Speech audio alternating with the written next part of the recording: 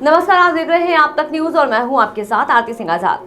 डालते हैं नजर खास खबर की ओर। जनपद जालौन में आज पुलिस को अलग अलग स्थानों पर सफलता हाथ लगी। पहली सफलता जालौन कोतवाली पुलिस को मिली जब उन्होंने मुखबिर की सूचना पर घेराबंदी कर 3 बदमाशों को किया गिरफ्तार। इन बदमाशों ने जालौन जिले के रेंढर थाना क्षेत्र से ट्रक में फर्जी नंबर प्लेट लगाकर हरी मटर गुड़गांव के लिए लादी थी, लेकिन इन्होंने उस मटर को आगरा में बेच दिया और रुपए हजम कर गए। तथा दूसरी सफलता सिरसा कलार थाना पुलिस को मिली। पुलिस ने मुखबिर की सूचना पर एक बदमाश को गिरफ्तार किया। उसके पास से एक अवैध तमंचा और कारतूस बरामद किया गया है। गिरफ्तार किए गए बदमाश के खिलाफ पहले से ही कई थानों में आपराधिक मामले दर्ज हैं। पुलिस ने गिरफ्तार किए गए बदमाशों के खिलाफ सत्संगत धाराओं में मुकदमा दर्ज कर जेल भेजा गया। सिरसा कलार थाना पुलिस को एक और सफलता मिली है। क्या पूरा प्रकरण है, क्या कार्रवाई? आज थाना सिरसा कलार पुलिस ने मुखबिर के इशारे पर एक व्यक्ति को गिरफ्तार किया है ग्राम कोड़ा कुर्राही से, जिसके पास से एक अवैध तमंचा और 2 जिंदा कारतूस बरामद हुए हैं। यह अभियुक्त पुराना अपराधी है। इसके विरुद्ध थाना सिरसा कलार और कालपी में पूर्व से अभियोग पंजीकृत। घर में दिनांक 10/1/23 को एक मुकदमा पंजीकृत हुआ था कि वहां से हरी मटर लाद कर ले गए थे। नंबर ट्रक पर जो पड़ा था वो फर्जी नंबर था। मटर को ले जाना था गुड़गांव के लिए, बुक किया था, पर वह गुड़गांव नहीं ले गए थे। इस संबंध में अभियोग पंजीकृत किया गया था, जिसकी विवेचना प्रभारी निरीक्षक कोतवाली जालौन कर रहे थे। तीनों अभियुक्त पकड़े गए हैं। एक अभियुक्त जालौन से ही पकड़ा गया और 2 आगरा से पकड़े गए हैं। इन लोगों ने मटर लाद कर ले गए। ये आगरा में जाकर इन्होंने 2,16,000 में मटर बेच दिया था और 1,80,000 रुपये बरामद हो गए और रुपए इन्होंने खर्च कर दिया। कहाँ से पकड़ा गया इनको? एक व्यक्ति को जालौन से पकड़ा गया और 2 एतमाद दौला आगरा से पकड़ा। इनका कोई आपराधिक इतिहास? अभी जांच कराई जा रही है, अभी तत्काल नहीं मिल पाया। कुल बरामदगी कितनी है सर? 1,80,000 रुपये। सैदनगर के राजकीय इंटर कॉलेज में प्रतियोगिताओं में उचित स्थान प्राप्त करने वाले सभी छात्र छात्राओं को प्रशस्ति पत्र देकर सम्मानित किया गया। आपको बता दें कि भारत सरकार द्वारा उत्तर प्रदेश में U20 के आयोजन हेतु नामित भारतीय प्रौद्योगिकी संस्थान कानपुर एवं king George medical university Lucknow द्वारा कॉलेजों में थीम के अनुसार सेमिनार कार्यक्रम कराए जाने हेतु आदेश पारित किए गए थे, जिसको लेकर के ग्राम सैदनगर के राजकीय इंटर कॉलेज में गत दिनों खेलकूद प्रतियोगिता, मेहंदी डिजाइन प्रतियोगिता, कला प्रतियोगिता और निबंध प्रतियोगिता आयोजित की गई थी। और इसी के परिणाम स्वरूप आज विजेता समस्त छात्र छात्राओं को प्रशस्ति पत्र देकर के सम्मानित किया गया। वहीं प्रशस्ति पत्र को पाकर के छात्र और छात्राओं के चेहरों पर खुशी देखने को मिली। तो आज विद्यालय में क्या प्रोग्राम था, क्या हो रहा था जिसके चलते आज यहाँ पे कुछ बच्चों को प्रशस्ति पत्र दिए गए हैं? विद्यालय में आपने जो जैसे देखते हैं कि हमारे विद्यालय में विविध सांस्कृतिक कार्यक्रम आयोजित होते रहते हैं, तो इसी श्रृंखला में अभी 8 फरवरी 2023 को एक बच्चों को प्रेरणा देने के लिए कुछ प्रेरणास्पद मेहंदी प्रतियोगिता कराई गई थी, जिसमें कुछ थीमें रखी गई थी और उन थीमों में बेटी बचाओ बेटी पढ़ाओ, पढ़ें बेटियां, आई लंबा इंडिया इत्यादि थीमों पर बच्चियों ने बड़े ही सुंदर मेहंदी बनाई थी और उसका आज प्रशस्ति पत्र वितरण किया गया था।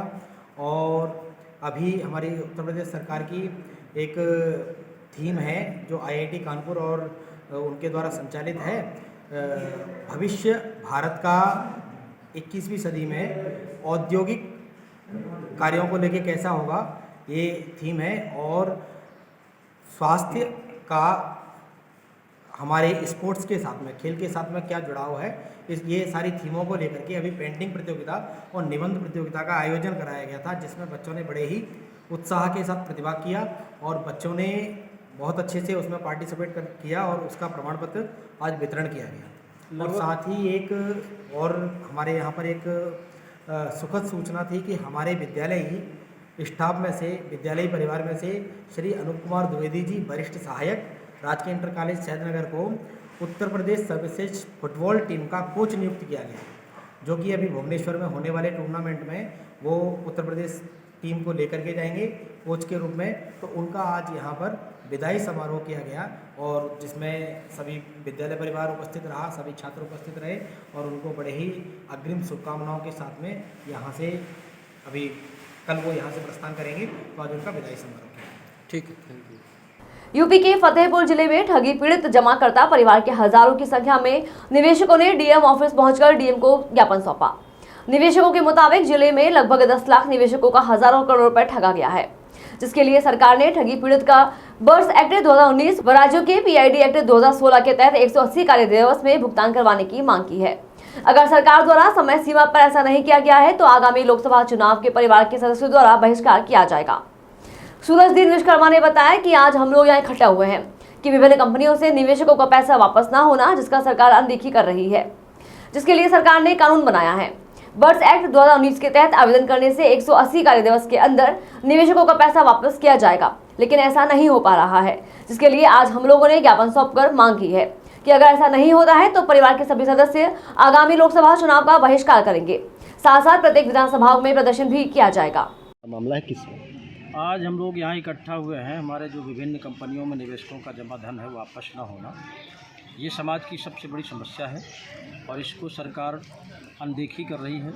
जबकि भारत सरकार ने एक कानून बनाया है निवेशकों का भुगतान करने के लिए, वो है बर्ड्स एक्ट 2019 यानी विनियमित जमा पाबंदी कानून अधिनियम 2019। उसके तहत आवेदन करने से 180 दिन में भुगतान की गारंटी देता है। उसके तहत हम लोग आवेदन कर रहे हैं। एडीएम को यहाँ सक्षम अधिकारी बनाया गया है फतेहपुर में, और ज़्यादातर सब जिलों में एडीएम को ही सक्षम अधिकारी बनाया गया है भुगतान के लिए।